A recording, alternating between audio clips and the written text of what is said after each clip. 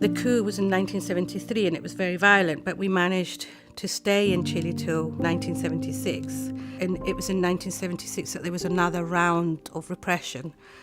I just remember my mum being on her own looking for my dad. I think he was missing for about 6 months.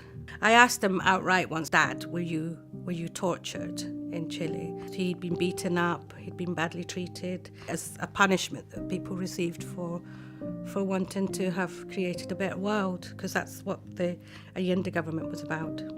We lived under dictatorship for 3 years, and in that chaos lots of families were separated because they just needed to get out. My dad left just a little bit before we did, supported by the human rights organisations to get out, at least to Argentina. In that time there was no contact between my parents. My mum was told to leave by one of her other colleagues. We were on this bus, it was at night, and it was taking us to Argentina. We were scared. I think Argentina was a really scary period, actually. But we stayed there. That gave her, I guess, the freedom to go to the United Nations offices to try and get us out of Argentina.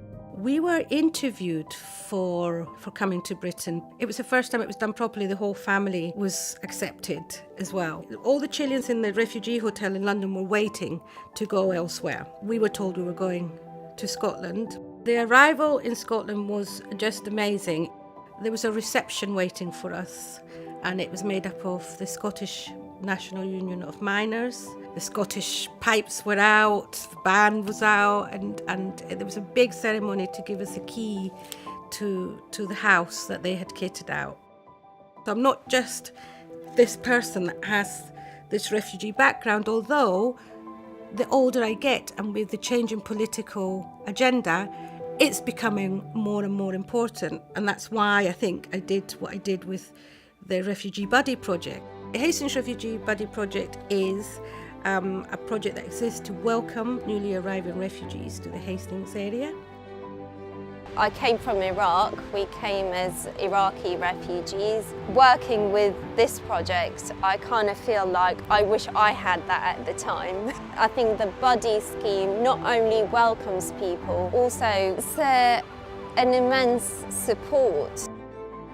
You know, it's just something we're so proud of here in Hastings, that the people of our town have come together, and that really is down to Rossana. I mean, she's been the inspiration behind everybody and she drives everybody on to do it.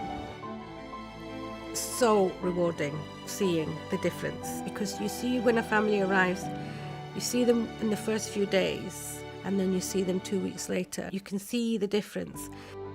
The aim is really simple, it's friendship. It's a really good idea. It really helps a lot of people. They do actually make us really welcomed here. In terms of achievements for the project, I think the biggest achievement is how popular we've been. They just keep registering, the buddies keep registering. We're going to have more buddies than refugees at some point. What we wanted to do was show the refugees who have come to settle here how many people support them. And this was all about showing the hands of friendship. This award has really revived me. I think it's actually been quite a reviving experience for me, actually. She has this ability to bring people together and to make the world a better place, but also to make our little community a better place. I don't know, she's a force of nature really, so when Rossana wants to help you, you are going to be helped. Have faith in humanity. There are more people who want the best, who are good, than horrible people out there. I think it's just a bigger and bigger network of friendships.